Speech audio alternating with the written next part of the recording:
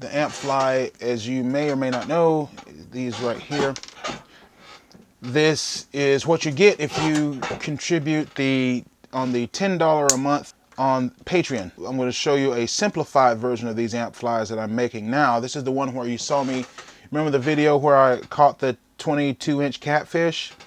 Tip with a night crawler, the AMP Fly tip with a night crawler. This is what we're tying them with. But typically I'm using number 8 and number 10 sprout hooks.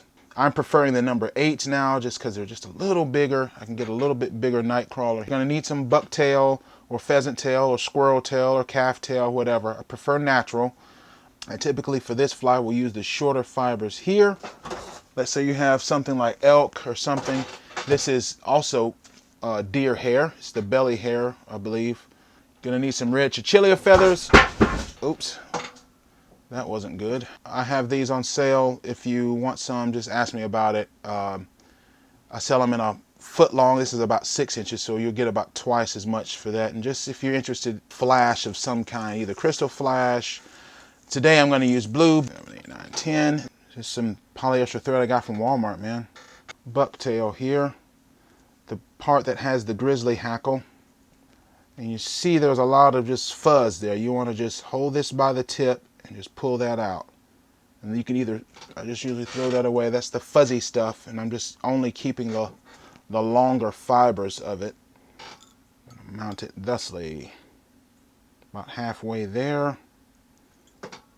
Mount it directly on there. Doesn't matter if it's frilled like that, you know. And then you're going to tie that back. And so it's okay if they're all uneven. That's exactly what you're going for. I'm going to lay that on top of it, long as it's just a little bit longer than the hairs there. Snip it. Keep your trash can made out of some, get your 5-gallon bucket. Keep it right there below your fly tying station. It'll keep things neater when you're gathering loop. Wrap it all the way back there. It'll spray out a little bit. That's fine. See that there? That'll go well with that blue, right?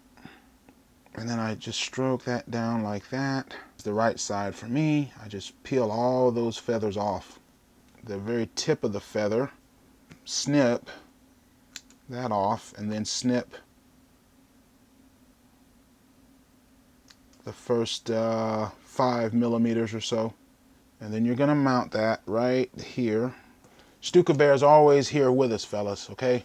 So if you don't see him on camera when I'm tying flies, just he's around, just all right. And just start wrapping, man. Just start wrapping. And looking good is half the sale. Okay, secure that in. One that way, one that way. Another one that way, another one that way. Pull that up. Make sure you don't snip the fibers that are going around. Hopefully my hand's not in the way. Thread snips are fine because they help speed up the tying process. As long as it looks buggy like that. 3, and you see now it has more of a parachute look to it, okay? Half hitch. 5 whip finish. And another half hitch. Haven't used head cements in a while. And that, my friends, is a simplified AMP Fly. The other AMP Fly, let me show you the difference. Yeah, here's one of the first AMP Flies I made. You see with the crystal flash, there is an additional feather down in there that comes back. But I find that in the water, that feather sort of covers up all that flash. And so it diminishes the amount of flash seen and the amount of reflected light. Again, I designed this more as an attractor.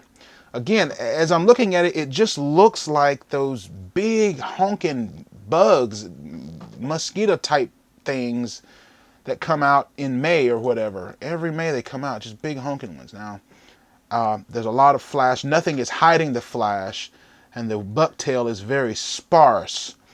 That 5 centimeters is tied. I can tip it with a night crawler and push that night crawler all the way back into there, and that fly preserves its shape. And have that night crawler coming back, and they hit it like you've seen in the video.